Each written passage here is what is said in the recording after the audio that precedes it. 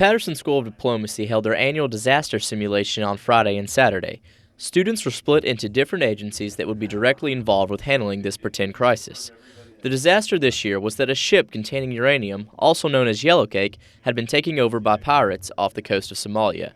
The groups had to handle the crisis just like real agencies would. Assistant professor of the Patterson School, Rob Farley, explained the scenario initially given to the students. Flagship owned by the Pakistani National Ship Corporation was seized by pirates off of the coast of Somalia. The ship was being escorted by an Iranian destroyer and a Russian battlecruiser. The ship was, unbeknownst to the Americans, or unbeknownst to the Russians, carrying uranium yellowcake.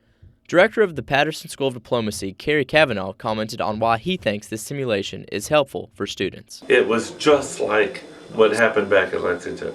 So the issues that came up with handling confidential information are very much real-world information. Student David Frost discussed what he learned from the experience. A bit about what it's like to work under pressure, particularly towards the end, as the ship was getting closer and closer to port, as we realized it was terrorists on board and not pirates. After the simulation, the students had a debriefing to discuss the highs and lows of their experience. Student Jason Carr described his learning experience. I say for the third time that we should try again, and I didn't go with it. And that time, I didn't follow the right instinct, and some other times I think I was a little too paranoid. In the end, Cavanaugh explained the real-world results of some of the mistakes students made in the simulation. It's not all of you had that extra sort of super secret part. At different times, people were literally thrown out of meetings because they weren't allowed to be in there. That's real.